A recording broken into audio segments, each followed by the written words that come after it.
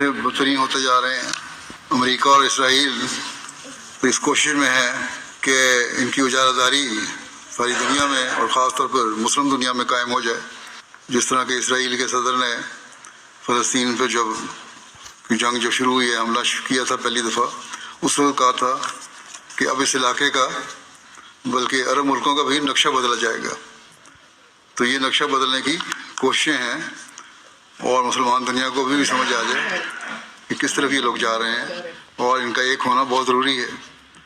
پاکستان سنا ہے کہ ایران اور ان ملکوں کی صلح کی کوشش کر رہا ہے امریکہ کے ساتھ، کیونکہ نقصان بیچ میں عرب ملکوں کو بھی ہو رہا ہے، تو پاکستان اس لحاظ سے کوشش کر رہا ہے۔ اس پر بھی ایران کے بعض حلقوں کو بزنی ہو گئی ہے کہ یہ بھی غلط ہے، اور امریکی فوجوں کی تربیت کر رہا ہے، مدد دے رہا ہے، یا ایسے لوگوں کی مدد کر رہا ہے جو ایران کے خلاف جنگ کریں۔ بہرحال یہ بالکل غلط بات ہے، پاکستان نے اس کی نفی کی ہے۔